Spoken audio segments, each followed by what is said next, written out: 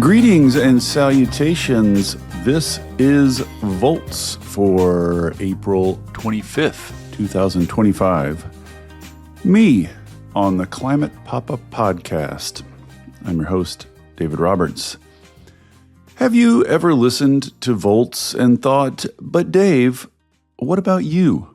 When are you going to talk all about yourself, your own precious history and opinions for an hour? Well, friends, do I have good news for you. A couple of weeks ago, Ben Eidelson, host of the Climate Papa podcast, invited me down to record a live episode in Seattle's newish 90 Climate Hub. It's a cool work and collaboration space downtown. Definitely worth checking out if you want to hook into Seattle's climate community. Anyway, about 100 people showed up, and we had some audience Q&A at the end with a ton of really sharp questions. It was a super fun time, so I thought I would share it with y'all. Enjoy.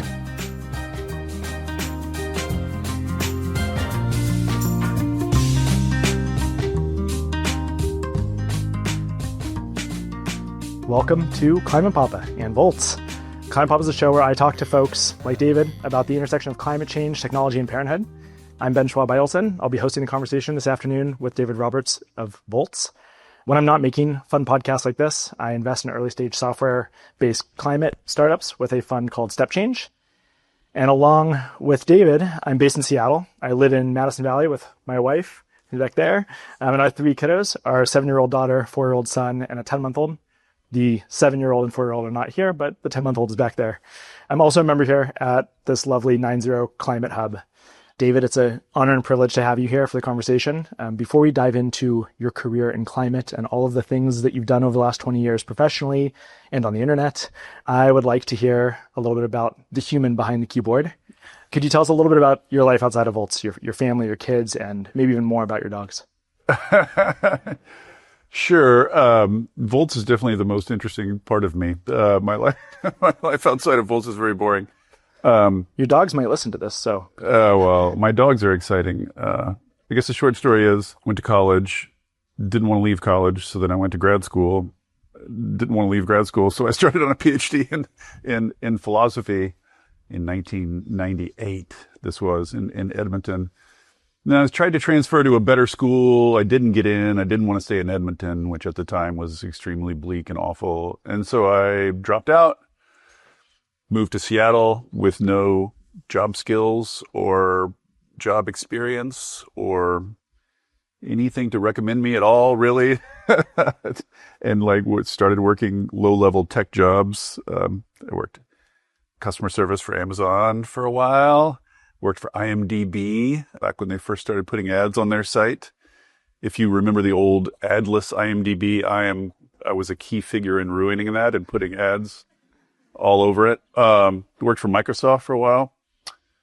Moved to Seattle for a girl that exploded quickly. And then less than 6 months later, met my wife, who I married in 2001. And we have 2 kids, one of whom is a junior in college this year, my God. The other one is leaving for college in September, my God. That's very sad. And then we have 2 dogs and a cat. My older dog, Forrest, who we've had for 15 years, passed away earlier this year. But we have 2, Mabel and Abner, our 2 pit mixes. Abner is a psycho. Subscribers of Volts will know. We'll know their faces. He's an absolute psychotic, but very sweet and endearing. And yeah, he's young. He's a little over 1. Mabel's 5. Anakin, the cat, is 15 now. We bought Anakin and Obi-Wan. My wife got them when I was in D.C. at Barack Obama's 2008 inauguration. Hopeful times. Yeah, and Annie's still around. Yeah, that's it. Walk the dogs, do yoga, podcasts. That's pretty much. Ready for empty nesting, or is that? No. Yeah. It's like, I was waiting, I always read these things like, oh, by the time they moved out, we were sick of them. Everybody was ready for them to go, blah, blah, blah. I kept waiting till Not sick of them. get sick of my kids. I'm still not sick of them, so I miss them. I miss them dearly. Yeah, so no, I'm not prepared for that at all, nor do I have any wisdom to impart on that. I don't feel like I'm dealing with it gracefully at all. So Yeah, it's a big, yeah. Well, before we get into climate, I mean, your PhD in philosophy or doesn't exist. Doesn't exist, but your master's in philosophy exists. And your master's thesis exists. Holy, no. This is an ambush. This is like Jerry Springer. You know, and the internet exists that contains your master's thesis. So, in defense of ethical naturalism, 1998. I only printed the first 3 pages as a prop. Thank you. But I did Everyone thanks you. I did skim the 153 pages and the conclusion, and used LLMs to help me understand a little bit. But this is all very disorienting. That was the hope. AI reading my thesis. My God. Are there any philosophy folks here? Does ethical naturalism mean anything? No. Okay, good. I wasn't alone. I am curious, because first of all, skimming, reading the thesis and conclusion, I'm like, oh, you've been a good writer for a very long time. First of all, this is very well written. The conclusion had some beautiful twists of words in there. So that echoes through. Curious, when you look back at that time, did that set in motion some of the foundations and principles through which you look at the world over the following 20 years? And if so, how do you think about that? Well, yeah, I guess there's 2 ways to go with the question. One is the things that attracted me to philosophy, I am in a sense doing much more now than I would have had I become a professional academic philosopher. Because if you become a professional academic philosopher, you're writing a paper on this guy's interpretation of chapter 3 of that guy's interpretation of this other, it's just all, there's too many students, too few jobs. People can't just sort of have brilliant new ideas on command. So it's all just, very, very hyper specialized and technical at this point. So now, but what I wanted to do was I like thinking about systems. I like thinking about how systems hang together, and I like thinking big picture terms and then sort of connecting it to the day to day. I'm doing that much more via a blog than I could have as a philosopher. But the skills, not necessarily sort of the content of philosophy, but just the skills you learn in a philosophy program, which is just how to argue, what is an argument, premises, conclusions, just the skill of how they taught you to diagram a sentence in middle school. It's a little similar to that. It's just diagramming an argument, just what are the pieces, and where are the weaknesses and what are the junctions. It's just good training. And especially, I don't think I appreciated how rare those skills and habits are outside in the regular world. So there's a reason that there's a bunch of journalists who are philosophy refugees. I mean, it's a weirdly common thing. As for the content, ethical naturalism, the whole thing is just how do you create an ethics without God or the supernatural or souls or foundations of being or any of these, any of this sort of imported quasi-religious metaphysics. If we're just biological creatures on a planet, what does it mean to be good? Why be good? All that kind of thing. And that's obviously still, quite relevant. Still quite relevant. And the other part of philosophy I was into is cognitive science, Daniel Dennett and all this sort of embodied cognition. I don't know if anybody follows all that stuff, but that also I think is always, it's helped me remember that when you think about reason and thinking, take it out of the abstract, think about embodied creatures doing it. And in a sense that I think that transfers quite neatly to politics. The more you're in politics, the more you realize that you don't start with some abstract perfect system and then try to cram flawed individuals into it. You have to start at the individual. Start with the flawed individuals and do the best you can with individuals as they exist in the world. So yeah, I mean, there are connections. So more, it's just I like thinking and talking about ideas, and I don't think there's enough of that in sort of the public realm. And public response has been such that I think a lot of people desire that. Desire that, yeah. to the point about that public thinking, and I imagine most of the people here know David from Volts, but before Volts there was Vox. Before Vox there was Grist, and you were at Grist for over a decade.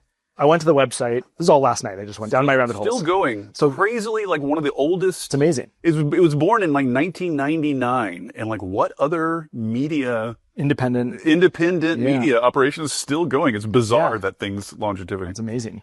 But if you go to David Roberts on Grist and you go to the author page, as I did, and you look at the bottom and it shows, how each page shows 4 to 5 articles, and it shows like 1, 2, 3, ...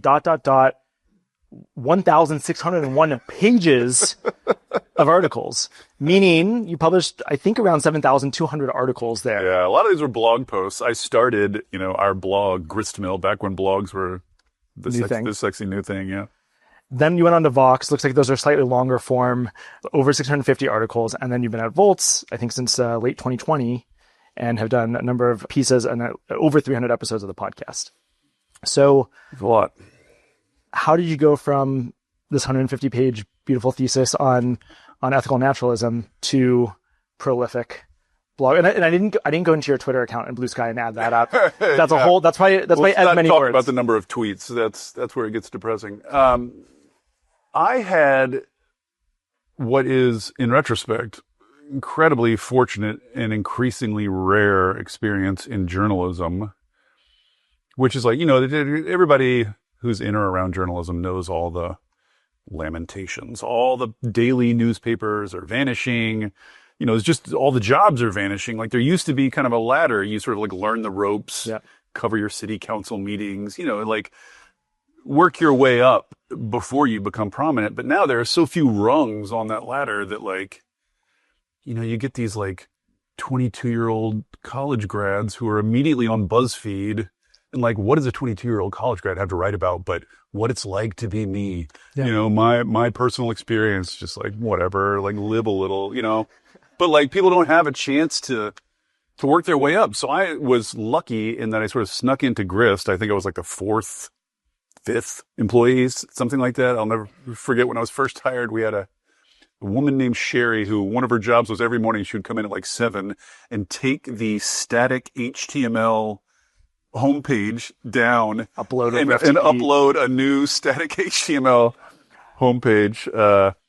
So I started just as an editorial assistant. Like we had, again, like before it was cool, way back when, we had a daily news email, and that was sort of our signature thing. Is very funny. The headlines are funny and filled with puns, and sort of like the writing was very funny. And so that was a joy for me because I like fun and funny and like puns. Like we used to we'd write the 5 blurbs. I would send the 5 blurbs to an editor and then to a fact checker and then rewrite them. And then we would come up with funny headlines. And then we would have like a meeting. There were like 3 of us every day would meet to like figure out the writer's room, the funniest possible headlines for these news blurbs. It was all so like luxuriously slow now in retrospect. It all looks so like, imagine having all that time to, So anyway, so I started on a news update email, which meant I was sort of like had an excuse to read all the news every day because I knew nothing going in. Like I had no environmental anything history and not even any particular. Did something drive you to it because it was environmental, or just so happened to be a job that was available and you could have become like a financial reporter sitting here 20 years of desperation, purely desperation for a job? Like I was stuck in these crappy tech jobs. I was going to like be a graphic designer.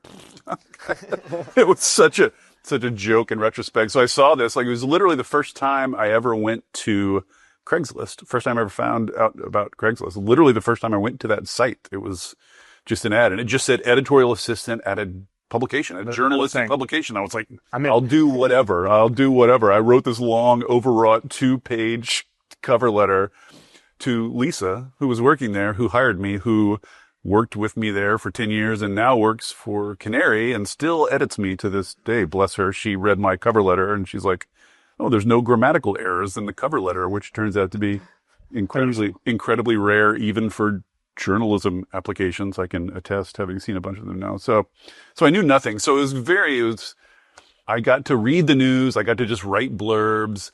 And then I got to start with I started our blog, and Grist was small and obscure. So I just sort of like, I was raised by wolves. I didn't really have any mentorship or any help. So I was completely like self-taught everything, but I got to do that in obscurity, like over time. I got to sort of develop my skills and learn without being kind of in a big spotlight, which is like rare now, to be able to make a living in journalism and not. So I slowly built up my knowledge over time. And what I discovered, to get back to the philosophy thing, is like, because Chris was just environmental at first, and it was sort of climate change that I honed in on, because climate change, especially at the time, especially in the mid 2000s, climate change was not just a sort of environmental problem. It was a conceptual, still is kind of a conceptual problem. Like, people just don't know how to think about it. Like, what kind of thing is it?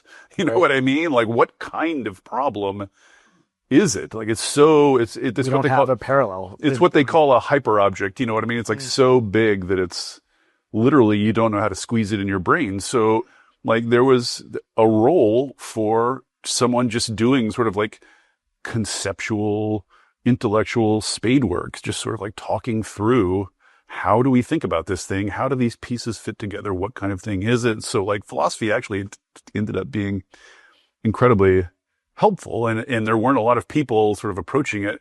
Just the final thing I'd say is, what I think has been an incredible asset for me is that I didn't come to all this from the environmental movement. I did not come up through that. I did not imbibe and absorb all those. What was that like at the time, if we could go back? Culture, it's just like, well, there's a lot to say about the environmental movement now and then.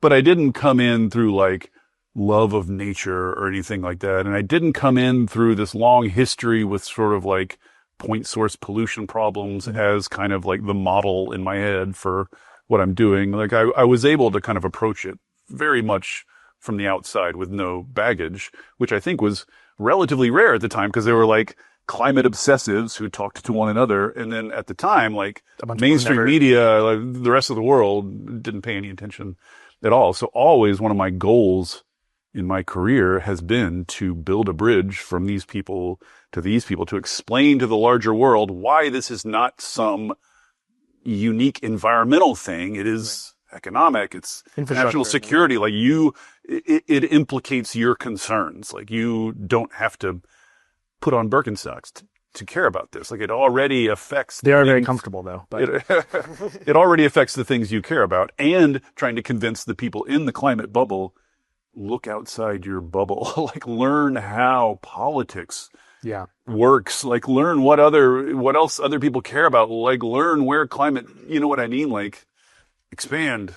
So trying to build a bridge between these, and like, I don't know how much of it was me, but like, I feel like now there's much more. You know what I mean? Climate's a little, not as much as one might like, but like more integrated into sort of the larger political picture. I mean, in a way, it sounds like those first couple of years at Grist, I mean, both of them, they set you on this path, but they also set the way in which you engage in the path that I feel like resonates to, the last Volts episode you did. One thing that at least I find unique is the fact that your writing style, and also, your conversational style, is not that stilted, journalistic, objective, this thing happened, as though there were no human actors. I mean, that feels like maybe a gift and a reason for success. Or how do you think about that? Because by default, if you were doing the climate beat at the New York Times, like, you wouldn't have been able to write like that. Yeah. Not having any training at all was a blessing and a curse. Like, it's a blessing in that I think that like formal journalism training ill equips one to be in the actual world of journalism as it exists today, which I think is like widely acknowledged now. But at the time, like, again, like, journalism was very set and old fashioned. And so, I never learned like the inverted pyramid.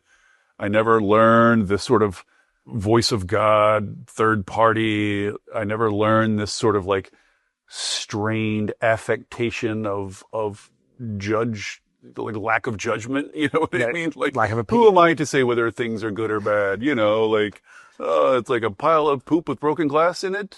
Some say, others say, like, I never I never got trained in that, and it never occurred to me, like, why would you talk like that if you didn't have to? You know what I mean? Like, who would spontaneously come to that weird, always my approach, and this again is just the way I wrote. Nobody told me otherwise. So I always just try to write like I talk. And like I wrote an article about Grist actually about my approach to writing. And the sort of analogy was like, I'm sitting in a bar with a friend, and it's like an intelligent, educated friend, but a friend who doesn't know about my things.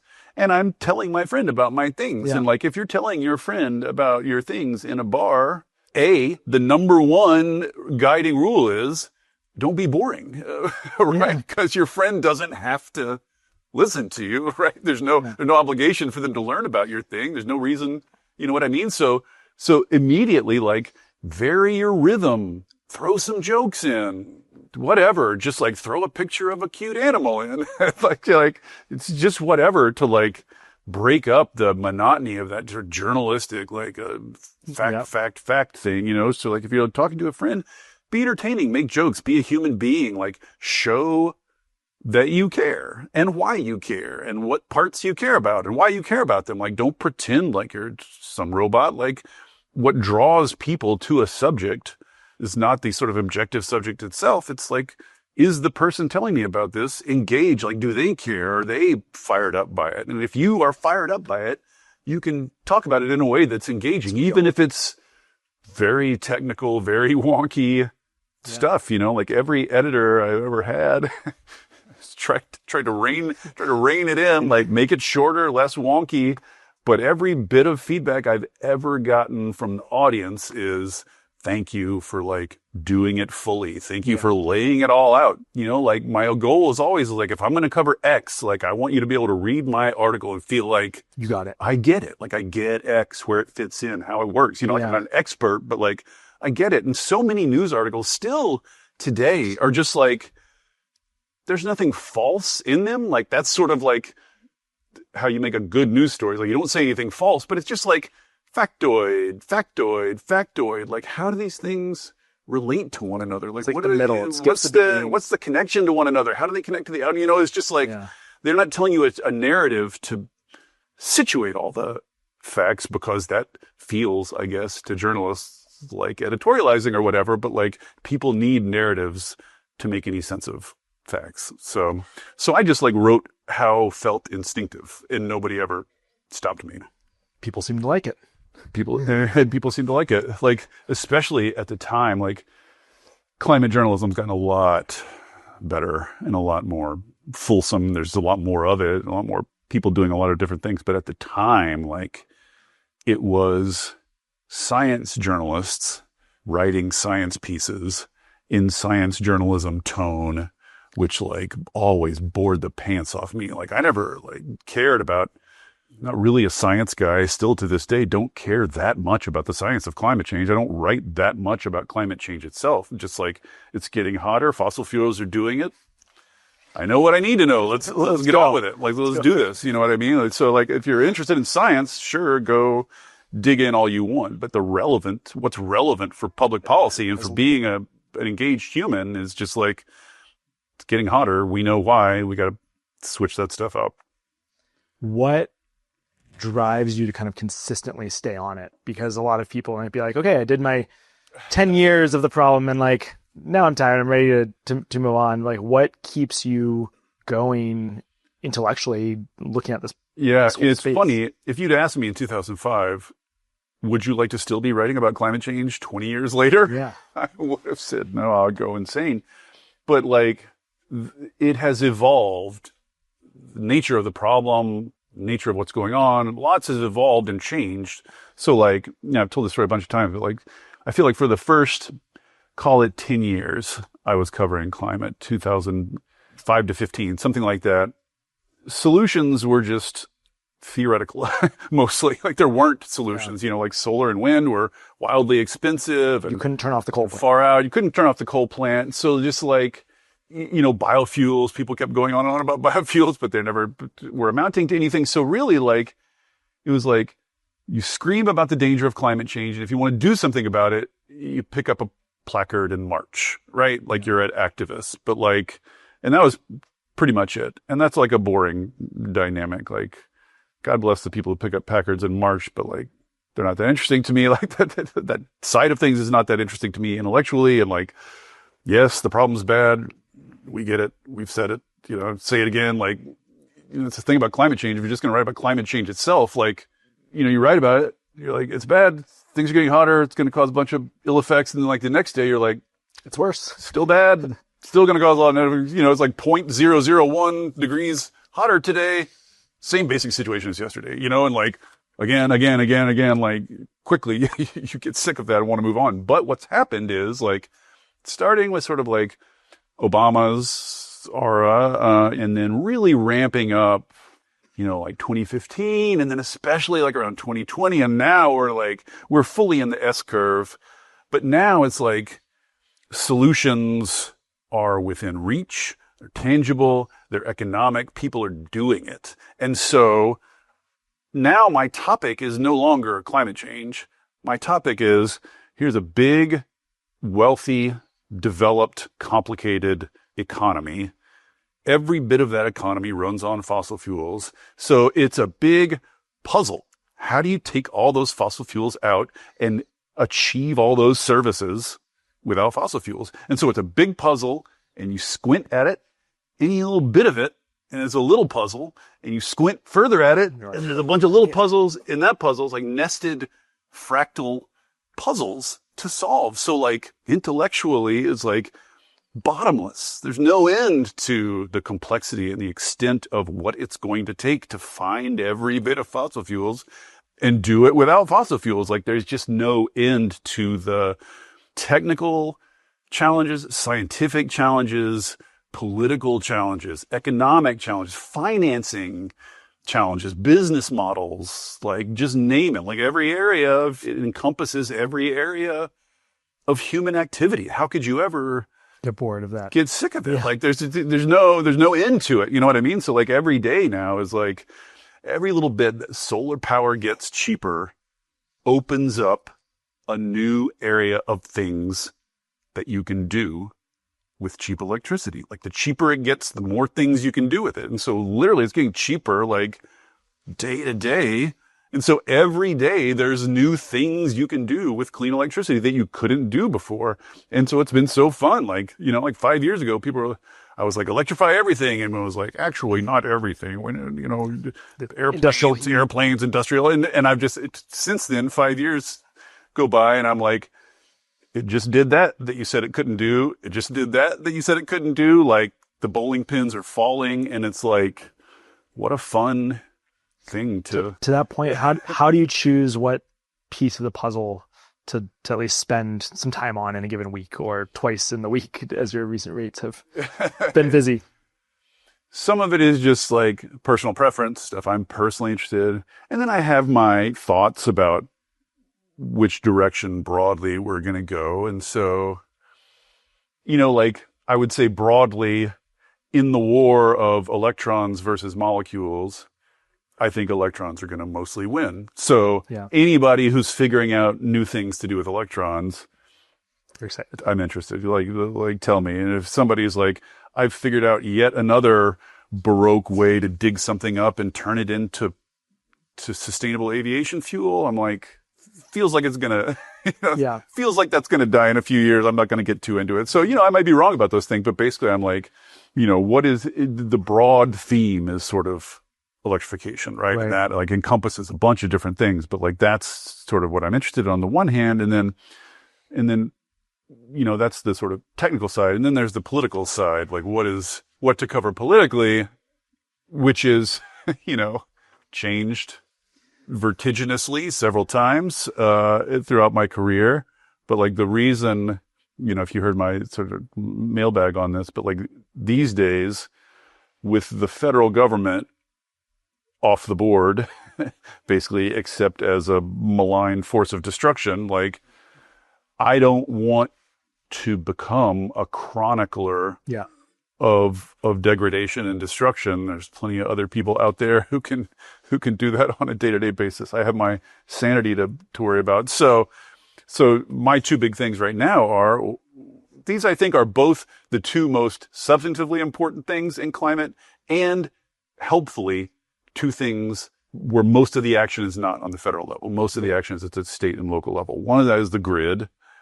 We can talk about this more later if you want. Happy to go off on a rant about the grid, but like in my mind, it's insane that the grid is not at the heart of U.S. Everything. industrial policy, Yeah. economic policy, national security policy, foreign policy, like name it. Like the grid is the lodestone. It's everything. Everything goes through the grid. Everything depends on the grid. Everything. And it's handy now that like a bunch of companies Care. hauling giant sacks of money behind them suddenly want a lot of electricity really quick. It's definitely like, giving that whole area a lot more impetus. So grid on one hand. On the other hand, housing, Yep. urban land use, Cities. YIMBY, that whole nest of things, both on a climate basis, but like, to me, housing and urban land use is a nexus of like climate and like particulate pollution, justice, and just like, trying to think about how to summarize this without going off on yet another rant. But like, if I was going to start, I say this a lot, if I was going to start a political party in the U.S. today, the slogan would be, we can have nice things. Yeah. Like, we have been sold scarcity Yep. by jerk-offs who are hoarding resources. We have plenty of resources. We could live nice lives. We could be happy. We could have nice things. We could have healthcare. We could have daycare. Housing. We could have tons of housing. We could have an abundance of clean There you said energy. I was waiting for you to say it. Yes, we could have nice things. And one of the nice things that we have is like, I think one of the reasons people are in this scarcity mode is that land use in the United States, 95% of it, call it, is just unpleasant. It's just unpleasant to be in it. Like it's just big, loud cars everywhere and people scuttling along the margins, hoping not to get hit and crushed, which they do constantly, all the time, more than in any other country in the world. It is possible to create human settlements that are nice, where like people are walking around and they're seeing each other, they're seeing their neighbors, they're walking their kids to school. Like, I went to Barcelona in 2015 and like became one of those, this is what my kids always say, I'm like one of those exchange students that goes abroad and they will never Stop talking about it. Like I can't, I'm literally. You just say Barcelona. I'm not allowed to say the word Barcelona in my home anymore. But like one of the things I saw in Barcelona is like these little kid trains of like a teacher walking kids to school, like 20 kids laughing and frolicking and playing and just walking through the city to school. And I was like, imagine allowing a child out of your literal physical hold in any part of any American city. You know what I mean? So like just that sense of like everyone's competing with everybody else for parking, for road space. It puts people in the mindset of scarcity. So I really think like just showing people that it's possible to construct a nice place to live where they can like, where things can be pleasant is a big part of changing American psyche and politics. So to me, like the land use, the urban land use, and plus, like I don't have to probably tell anybody in this room or you or anybody else that the housing crisis is like screwing up. It's screwing up everything. It literally is touching and screwing up everything, including politics. Like, I don't think the Democratic Party has fully absorbed the fact that by refusing to build new housing in its centers of power, it is sending people away to red states. So we're literally losing seats in Congress. Like in the same, this is like Ezra Klein says this on his pod all the time. If we ran the election again, got the same votes in 2024, just because of like population shifts, we would lose. Kamala would lose, and she would lose even if she won like most of the swing states. So like blue areas are repelling people. And one of the strongest, most craziest correlations you find in social science, which it blows my mind how tight the correlation is that the denser an area is, the bluer it is. It is almost mechanical. It holds at the national level. It holds at the state level. It even holds within cities. The denser parts of cities are bluer than the less dense parts. It's almost like it's like a bizarre natural law we found. Like no one quite knows exactly why or which way the causation runs. But like, to me, like if I'm a Democrat and I'm wondering, how do I make new Democrats? Like, Build up there it is. Like make more dense areas and you make more blue people. Like the tool is right there.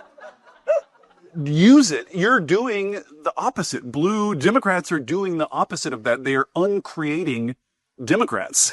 So this gets on, you've kind of said the words, but I want to yank them out explicitly. Yesterday, the book Abundance by Ezra Klein came out for those of us that might be a fan or have feelings about it. I'm curious what yours are. And it came out yesterday. I don't know if you had a chance to talk. I mean, you've been around the writing. I know those guys. I know you're a Vox. I know the history of it. To what extent? I mean, it's not just abundance in isolation, but as we think about kind of the conversations we've had about growth versus degrowth, abundance versus scarcity, conservation versus permitting reform, just like what is your kind of threading of this as you've built in that part of the puzzle? Yeah. I mean, one thing I would say right off the bat is that, like, I read, who was it? It might even have been a review of that book. Mm-hmm. Who was it? Somebody in like the Atlantic the other day was talking about the history of the abundance movement and talked about how the abundance movement has sparked this YIMBY movement. Yeah. And of course, like, YIMBY's coming out of the woodwork like, excuse me, like I was doing this shit when Ezra Klein was in diapers, which, was not that long ago. The notion of like abundant housing is been around for a while now, but like, I would just say that the broad philosophic thrust of it, I totally agree with. Growth, promise, looking forward, getting rid of that scarcity mindset upon which I think a lot of the environmental movement is based and still clings to. That culture still clings. I'll say the good things about it first. I think philosophically it's right. I mean, factually, just mathematically, they're right. We got to build a lot of things very quickly if we want to decarbonize. I think it was unfortunate in retrospect that climate came into public consciousness via the environmental movement. Had this very specific model of like scarcity, and the way to stop point source pollution is to find the polluter and stop them in Texas. Yeah. So, but like, this is not like that. Like, you can stop every fossil fuel emitting source in the world, and then you're just in darkness. You have to substitute these things. You have to build substitutes. That's the problem. So, and as a political matter, like, this has been beaten into me through rough experience. Like, people don't like paying more for stuff.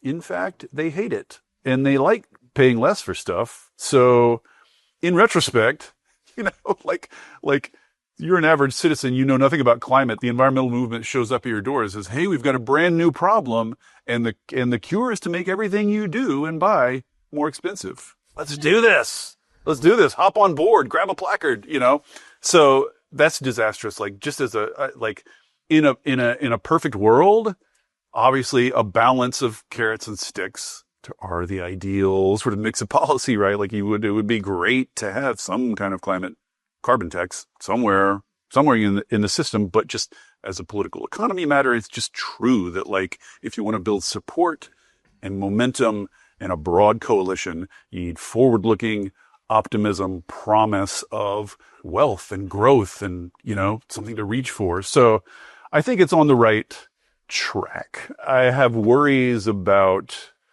how it's going to evolve, like the specific people involved, some of their proclivities, some of their, it's real easy to see how this could just become another excuse for Atlantic writers to bash the left, which, like, is their bread and butter, and they love it. And I'm sure there'll be some of that, it'll just sort of curdle into, like, environmentalists are stupid and they're in the way and they're NIMBYs and we should crush all environmental laws. You can see a lot of ways that, like, it could be absorbed by the status quo and subverted and misused and screwed up.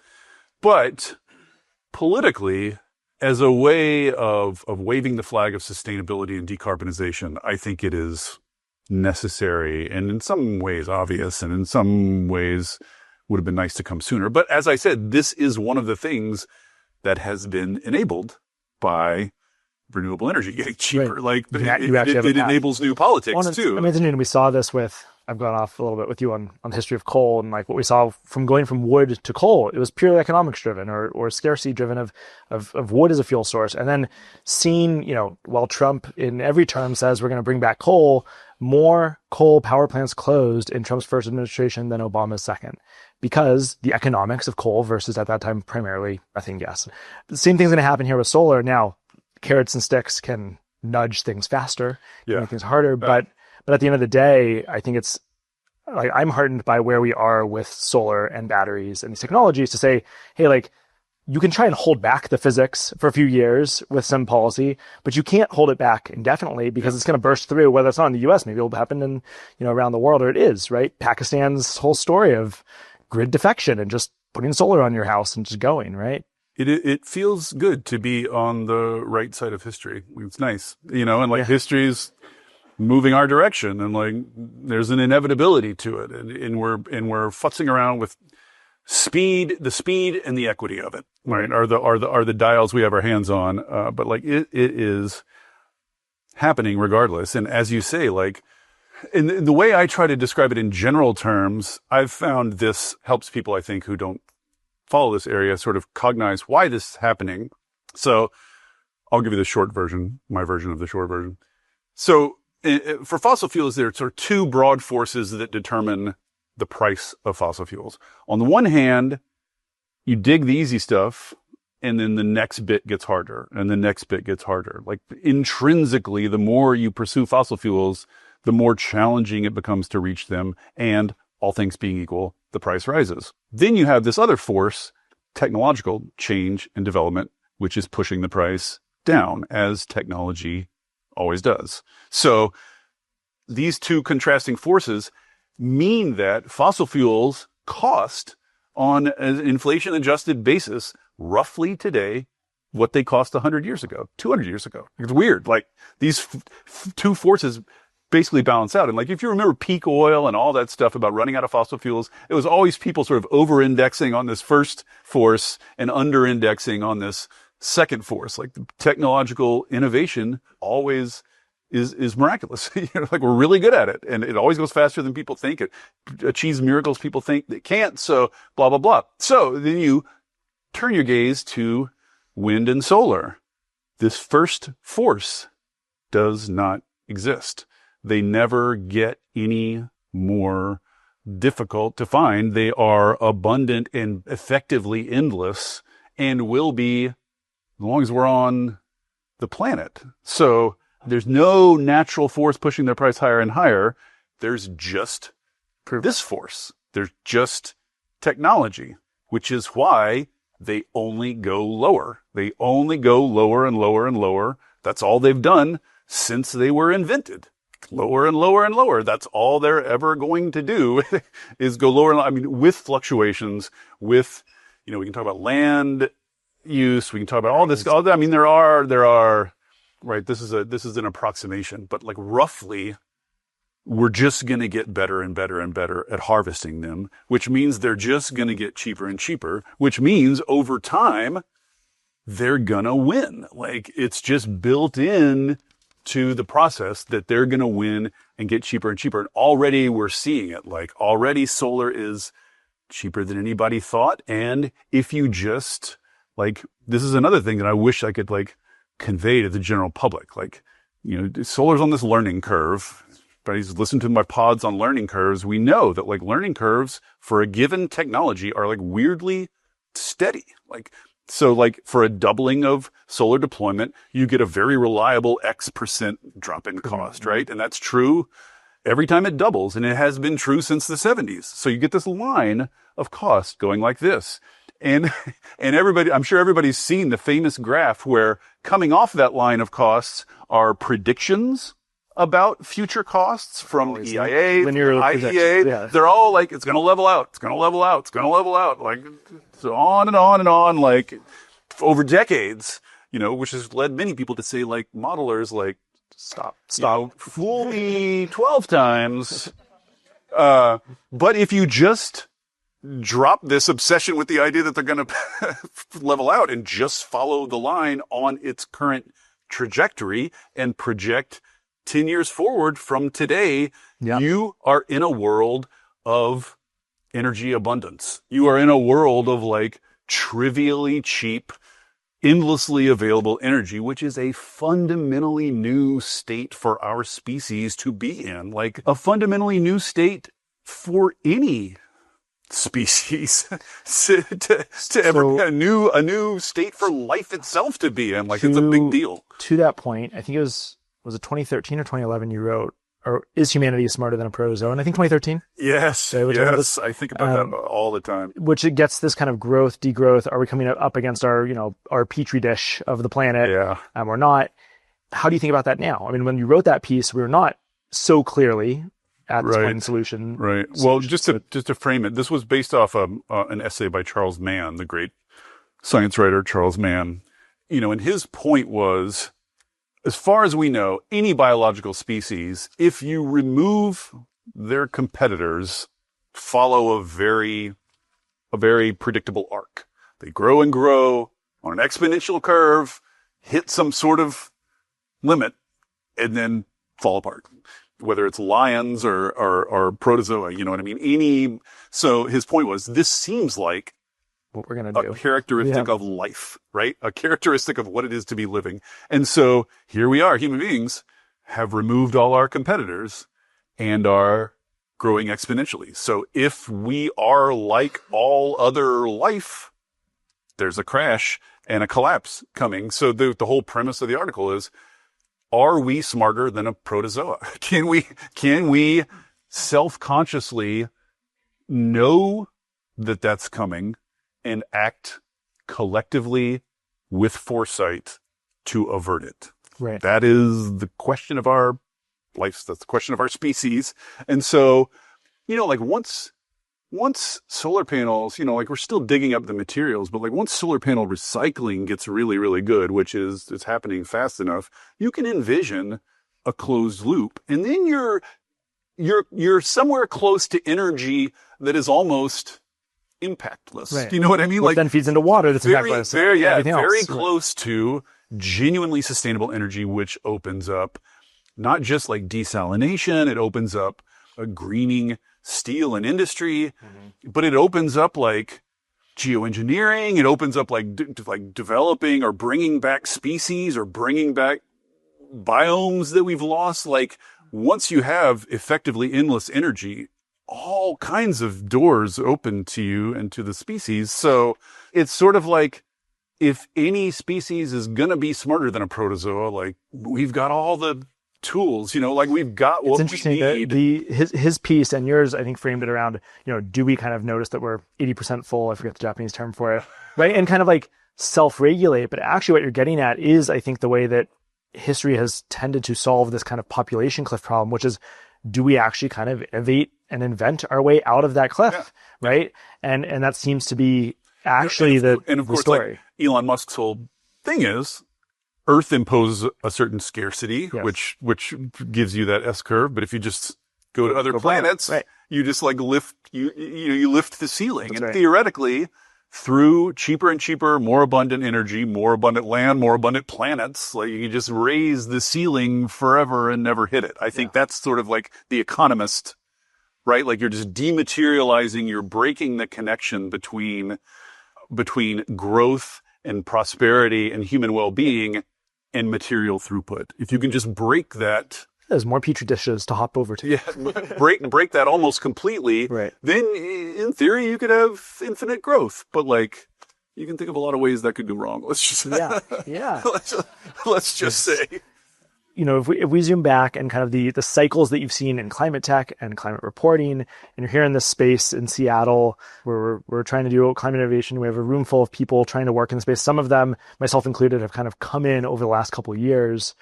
What is your zoom out message about where we are and what do you hope that the room would take away? Well, I mean, the great thing about how this whole area has evolved is like, you have more choices than marching now, right? Like if you want to be involved in this, you can do so as an accountant.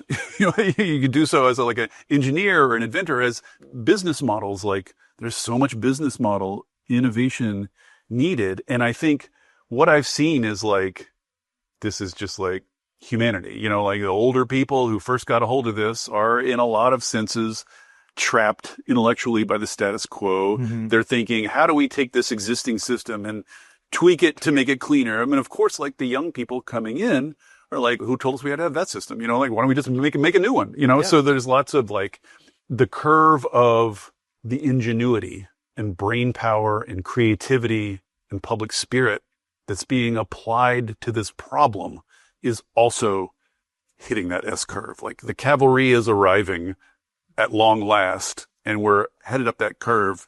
So like, I just say to young people, whenever I talk to students, whenever I talk to young people of any kind, like, do you really want to go into finance and figure out a way to shave 0.001 seconds off a trade or whatever? Like, you know what I mean? You really want to go into a hedge fund? Like, look at this. Like here, this is the challenge of our time. You can make a real, like there's just like, because we've used cheap fossil fuels for so long and developed habits around them for so long, there are just lots of low-hanging fruit around still that are major. Yeah. So you can like come into this area and make a real genuine contribution to the future of the species. Like it's not like there are ideas all over the place. Like, you know what I mean? Like you don't have to be a physicist to come up with the idea of like putting rocks in a box and heating them up. Like it's just like nobody thought of it before because nobody needed to. That just wasn't a thing we needed to have. So like the ground is littered with low hanging fruit. It's never been a more exciting time to like, just like if I were like a young, bright kid, this is where I would go. And that's what I wish that like national leadership could say that a little bit more clearly. I'll say Rondo's a great name, but I do like rocks in a box. I don't know. Like the problem is there are like 12 rocks in a box. Rocks in a box. Yeah. It's a category. The rocks in the box. Yeah. Well, thank you. I think we have about a half hour for Q&A. So Vikram here has a mic for us. So please use that. You can line up here. While folks are lining up, I'll kick off with one that I got on the service formerly known as Twitter. Do you think utilities are capable of reacting and scaling over the next 20 years, or will we be increasingly rely on distributed and other commercial energy sources? That is a little bit of a false binary, as anyone who has listened to my recent episode with Pierre Lafarge can attest. If you haven't heard the episode, Pierre Lafarge, his whole thing is, everybody's vexed because given the current utility model, distributed energy, much like energy efficiency, etc., just means we require less utility infrastructure, which means they spend less, which means they make less money. So they hate it. They hate all that stuff. And then they decay, and then the outages. And so everybody's vexed. Like, how do we get utilities out of the way to build this stuff? But Pierre Lafarge's idea is just like, well, why don't we just let them do it? Like, let them rate base it. Like, let them find where it's needed and send out RFPs for bulk distributed energy and like bulk this market up, like really make it, like doing it on a hobbyist individual consumer level in his mind is just like never going to work, never going to add up. You need big institutions that can see where it's needed and where it could be used in bulk. And he's like, we have those institutions and we have control over them. We have public utility commissions that can literally tell them to do it. He's like, look around. Do you see any other institutions in better shape? Like, do you see any other institutions that are more trusted? Like, utilities are not in great shape, but like, compared to what? So like, TBD, I guess I would say on that question. It's very much a live and interesting question, the role of utilities. I'm Holly. Hi, Holly. This question is also grid related, and I'm still figuring out how to phrase it. But generally, you've touched on a handful of these things. With the grid is very much a technological system, but it's also an economic and political system. And it's enormous, right? This is the foundation of our economy, as you have mentioned. So it strikes me that it has the potential, if rebuilt and redesigned in a more distributive way, to also distribute not just energy, but like political power and wealth. And you opened this talking about this like hoarding being a problem. We have the opportunity for this distribution of lots of things. So I'm wondering like how you see, if you kind of agree with that framework and like how you see that manifesting, say like wild success 10 or 15 years from now. Fantastic question. And yes, distributed energy distributes political power and social power and economic power, and is on the side of the angels for that reason, among others. Like you can make a purely technical case for it, but it also, I think, is part of a larger effort to sort of redistribute power to a local level. So, like anybody's listened to like my episode with Lorenzo Christoph, he talks about a new kind of grid architecture, a bottom-up grid. So his thing is, just like we have transmission grid regional grid operators, his whole thing is we should do what they do in the UK now, which is have distribution level analogs, distribution system operators. Because his whole thing is like, what you want at the local level is for energy planning to be integrated with transmission planning and housing planning and economic planning at the local level, so that all these things work together. You want as much energy generated and stored and shared at the local level as you can. And so then, there will be communities that cannot reach self-sufficiency and thus need electricity from the transmission grid. But that should be the last resort, not the first resort, right? Like you start with self-sufficiency and work up from there. And so this will give every community the ability to design a grid that works for its community's priorities and needs and economic needs and social needs, and gives self-sufficiency. Energy self-sufficiency is political self-sufficiency in a lot of ways, or translates to a lot more physical power or physical autonomy. This is true not only for developing countries getting off imported coal onto domestic solar and wind. That's going to have huge geopolitical effects. The same basic dynamic is true for any little area of the U.S. Like to the extent it can generate and manage its own energy, it is healthier and more self-sufficient and more resilient against both physical weather and political weather, if you know what I mean, like more resilient against the rise and fall of politics. So yes, I think distributed energy and distributed power generally should be thought of as all kinds of power, and that's a good instinct. So yeah, like all these people who are working with models of local self-sufficiency, working to make local power work better, working to make local trading work better, all is on the side of the angels. I love all that work. Great question. Thank you guys for an awesome discussion so far. It's been really cool to watch. And it's out again. There you go. Let's use this. Ironic that batteries are turning to be the Yeah, interesting. Ooh, wow. Now I've got the power. My name is Skylar, by the way. I have an unanswerable question that I would just love your thoughts on. You had a very lovely description of the climate crisis as this large puzzle with, as you look closer, a bunch of kind of interlacing fractals. And I think everybody in this room is interested in finding which part of that puzzle they fall into. And as I talk with people, I feel as though most people fall into generally one of two camps, where they say, I have these skills. How does that skill apply? Or they take the high level look of saying, as I understand it, here is the kind of missing gap. And so I'm going to try to somehow find a way to contribute to that.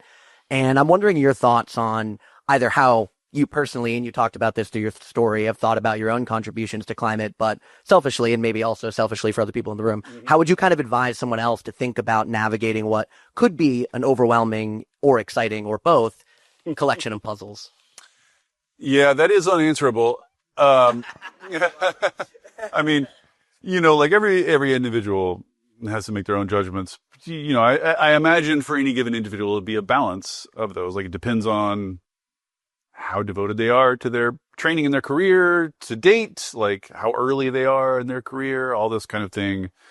I would say that the opportunities are so numerous that almost any skill set, you can find a productive use for almost any skill set. You know what I mean? Like whatever it is you're trained to do, you can do it on the side of decarbonization.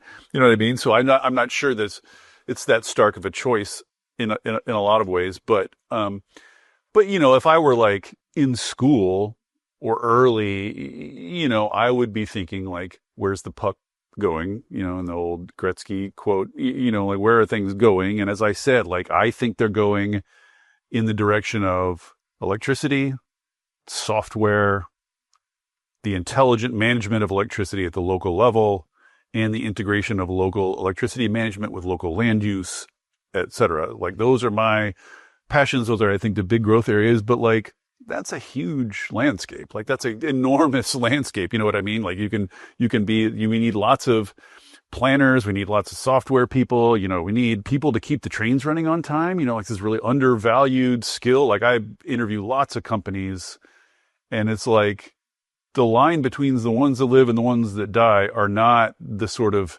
brilliance of the founding conceit. It is the banal block and tackle of like executing a business plan. So just like, if you know how to manage a spreadsheet, just like go find some genius inventor who can't find his shoes and like manage the spreadsheet for him. You know what I mean? So like there's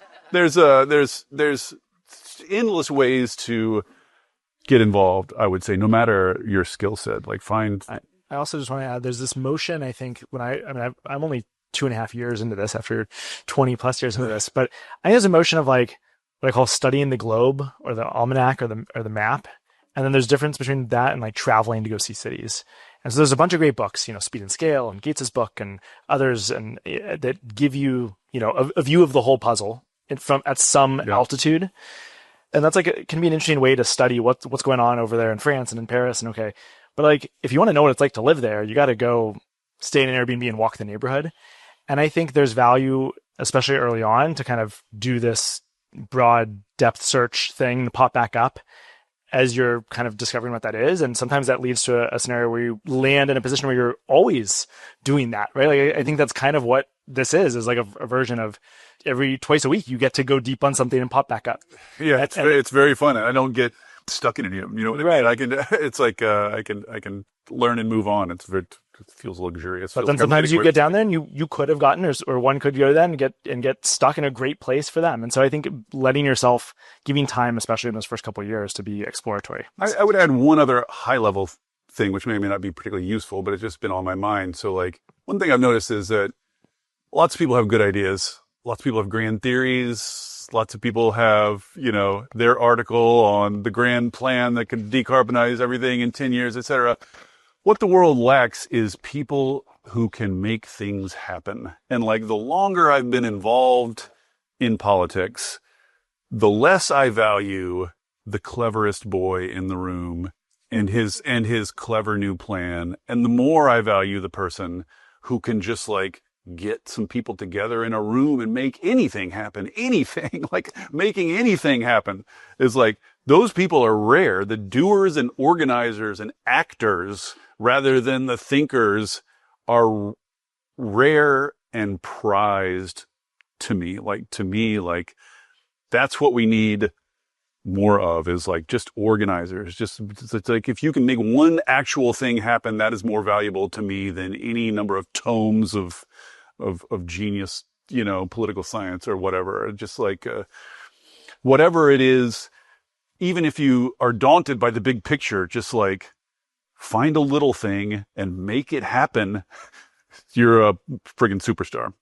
Shockingly cogent answer to an unanswerable. This is really useful. Hi, David. I'm Samantha Weaver. I work in the DER and community solar space, but my question is actually about parenting advice. Since we're here with Climate Papa, we need I thought some Dr. Volt's words of wisdom would be nice. And my question is, could you just share a little bit about when you talk with your kids about the future, particularly in the current context of national politics, climate change threats, etc. Can you share a little bit about how you talk to them about the future?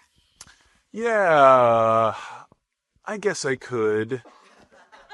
I've got this question a lot over the years, and I sort of think this is like a question that parents ask other parents. You know what I mean? And like, how many kids remember what their parents said to them about, like, parents worry about this with one another, but like, the kids aren't listening. They don't give a shit. You know what I mean? They don't remember. So like, you know what I mean? On the specifics, to me, the goal is make good people.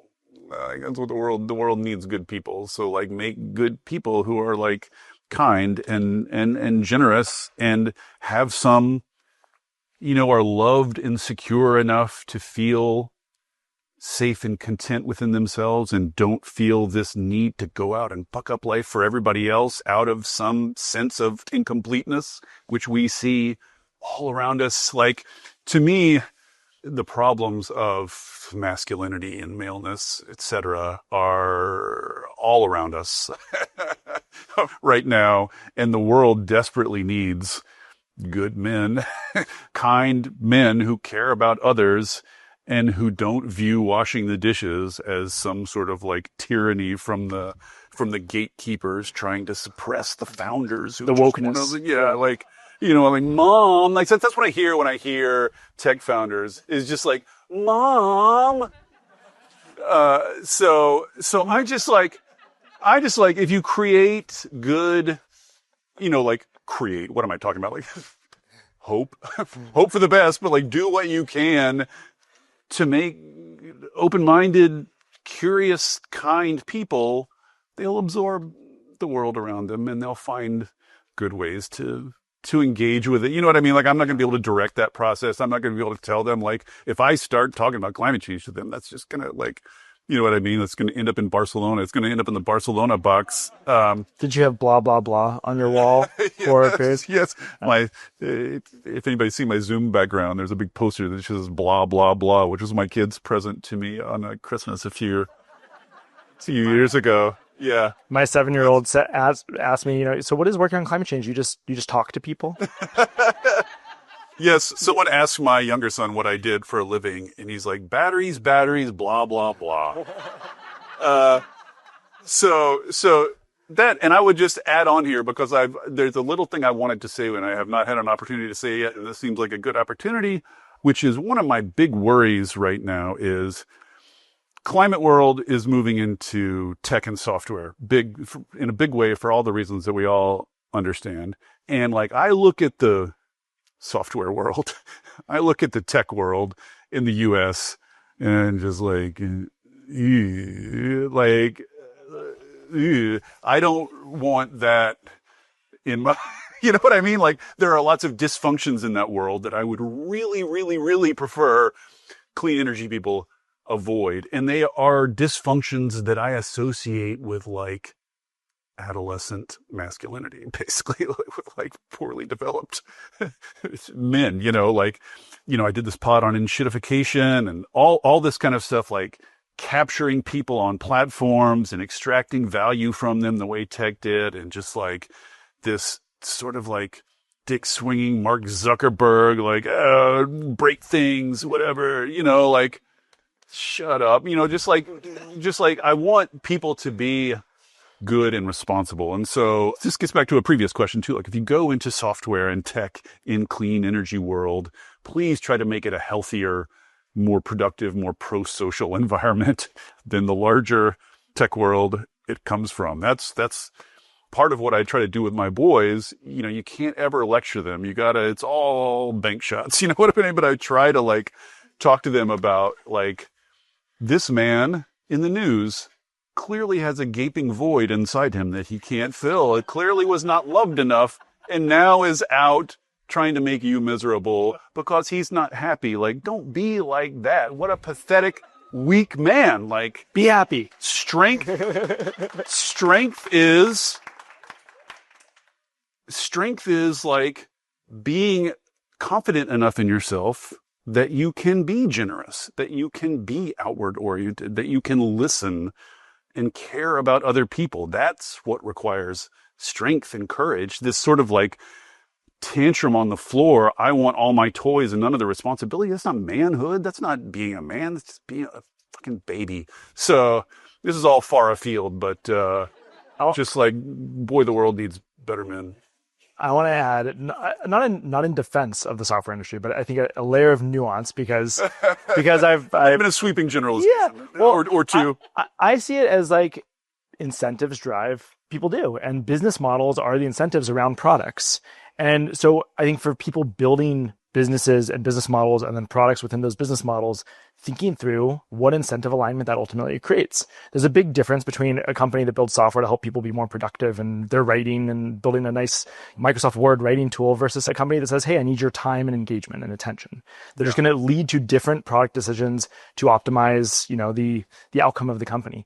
So if you're building a new business, a new product, and you're thinking about the pricing of the product and how it's all going to work and what value it's going to provide, those are choices you get to make kind of at the founding of the thing that then set in motion, I believe, what will be, if it's successful, the downstream incentive structure around the system at play. Leadership, leadership is so important. The final thing I'd say on this is if you care about this particular thing, being a good person and productively engaging, go back and listen to a pod I did with a guy, I can't remember his name, but he's making electric planes.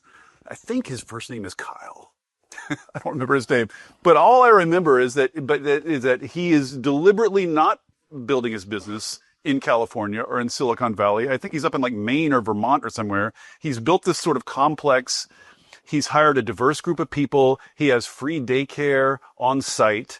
He's flying electric planes, and instead of just like breaking things and then asking forgiveness later, like a cool dude does, he like went to county officials and was like worked proactively to get their trust and so that everybody could win and so everybody could like gain something. You know what I mean? It's just like, just talking to the guy, I was like, please replicate yourself. Like, please go to Silicon Valley and replicate yourself. Like, if you want a model of what and this is like literally one of the smartest human beings I've ever talked to. He's one of these people who you talk to him for 5 minutes and you feel like you can like warm your hands on his brains, but like you can be smart and you can build things and you can be nice. There's no conflict between those things. So that pod, I think, is a good illustration.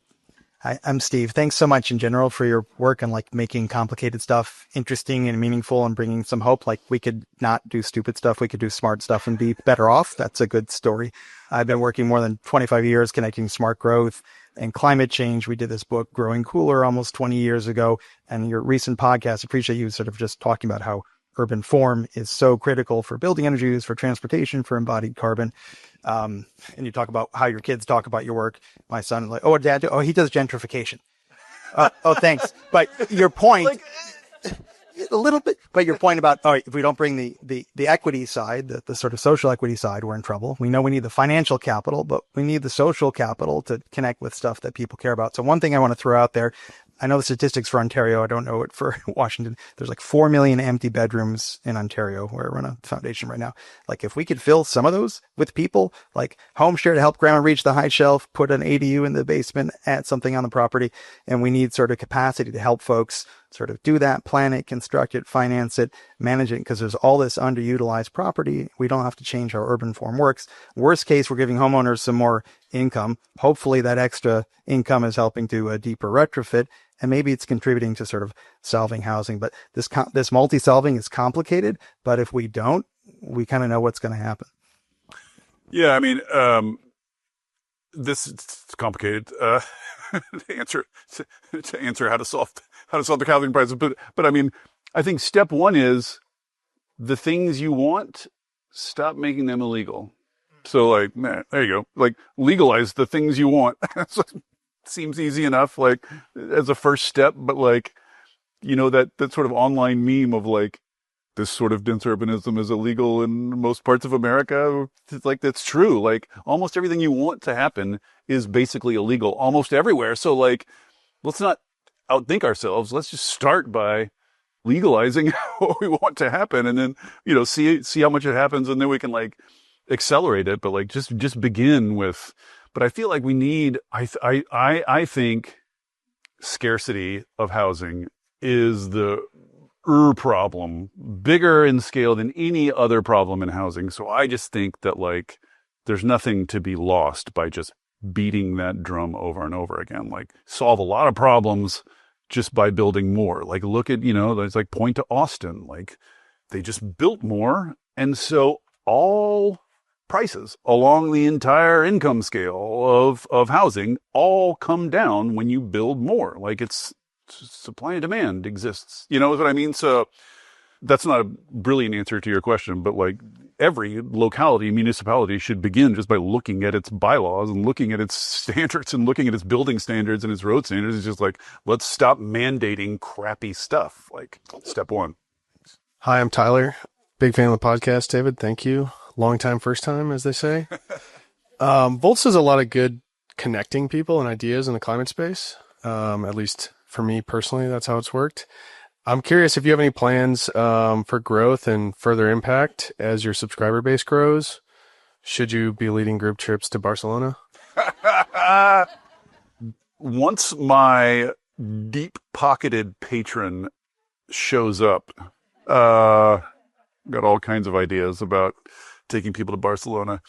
You know, this is an interesting point. Like, there's a reason I work alone.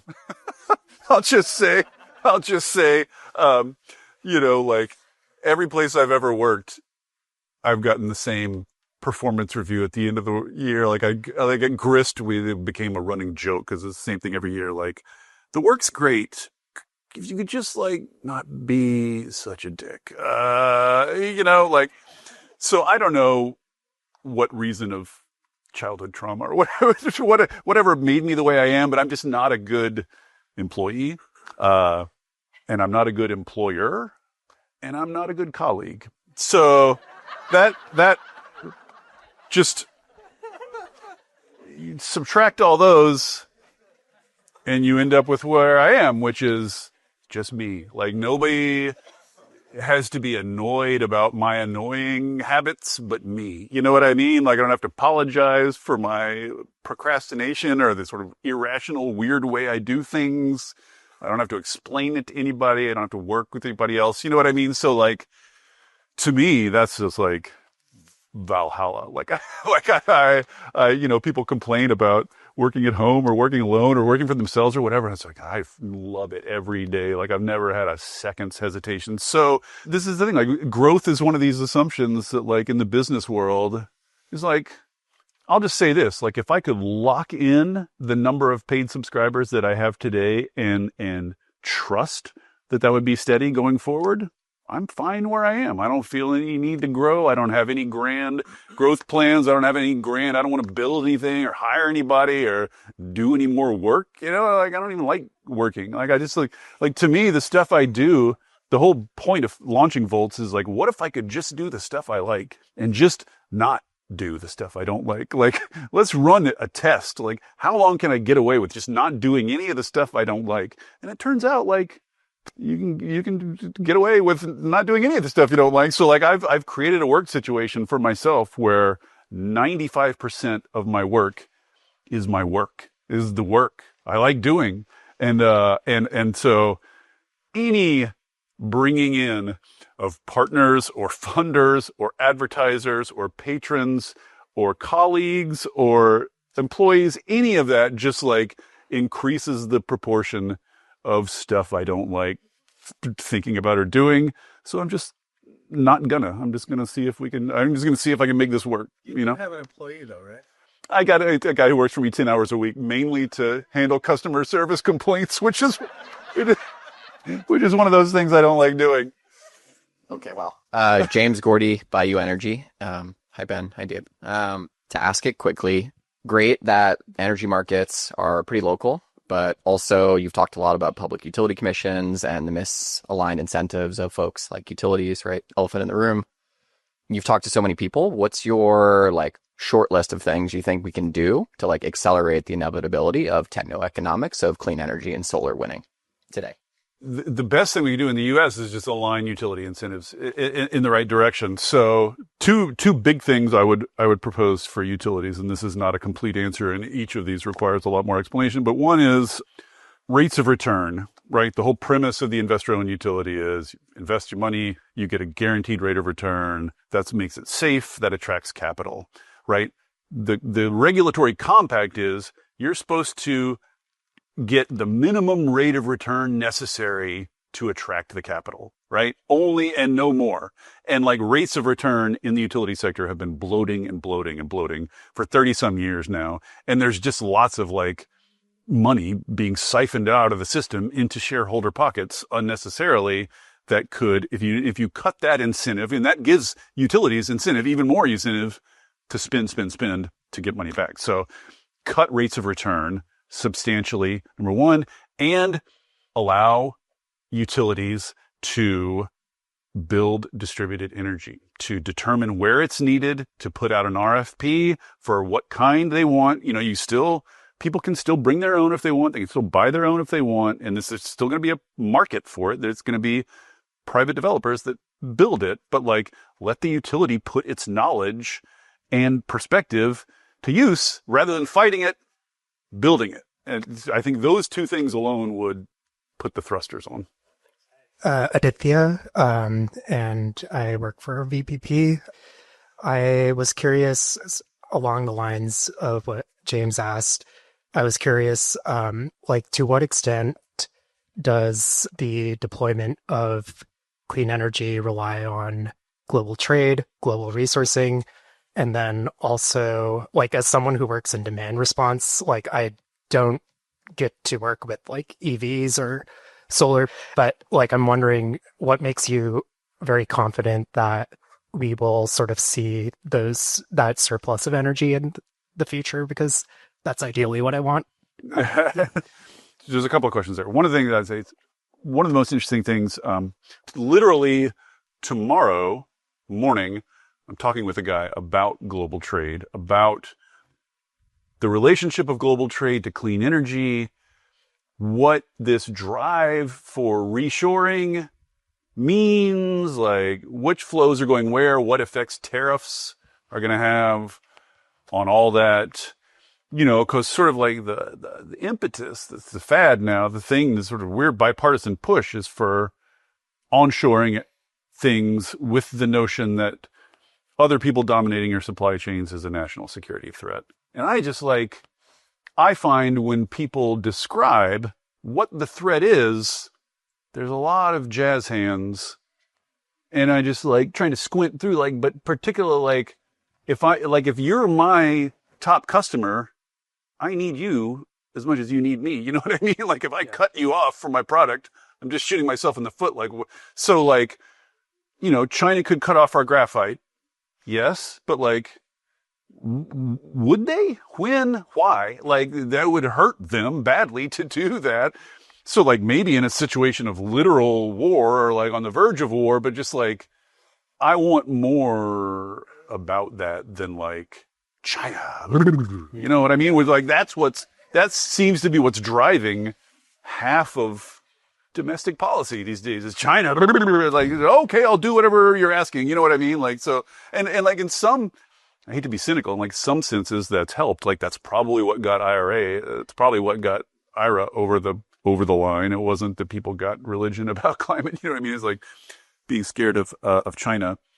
But on your other question, the VPP thing and distributed energy and I think we don't even know yet the extent of this story, but again, hyperscalers showing up, wanting lots and lots and lots of clean energy is a giant push behind everything we're doing and want to do. And it's very important that force, which is huge and powerful, be managed and channeled in positive ways. Because again, you could see that going wrong. You could see a bunch of gas plants popping up, which is what a lot of them want. But I think what they're gonna find is if you want lots of electricity quick, nuclear is slow, gas is slow, solar is less slow. You know what's the very fastest is the energy infrastructure that already is built, which is every residence and commercial building and industrial building in the country has capacity, spare capacity that it's not using, right? And that's all VPPs are. It's just let's use that capacity. If you want to get new electrons on the grid, there is no faster way to do that than by managing and coordinating distributed resources with software. And that is just the logic of the situation. With so much money involved, there's going to be some clarity of vision. These people do not want to mess around. You know what I mean? So they're going to see that obvious truth. They're going to come to that obvious truth. You can see it happening in news releases. They're all we're going to build SMRs, and then they call somebody from the energy world. And the guy says, you can see the faces oh. Yeah. So they're going to get there. They're going to get there. But like VPPs, basically like coordinating distributed energy, is the energy infrastructure that is there waiting to be deployed. So that's just like, in a sense, like that's what I mean about being on the right side of history. Like that is just the logic of the situation, and they're going to come to it. They are not going to give a damn about carbon emissions. They're just going to be, we need electricity Now, stat. And there it is. Like that's where you can get it fast. Like you can get it fastest from existing distributed infrastructure, next fastest from solar and wind, then gas, then, you know, what, on up the line. So just the need for speed is on our side. It's working for us. great place to end the conversation. Thank you, David. This was very fun. Thanks.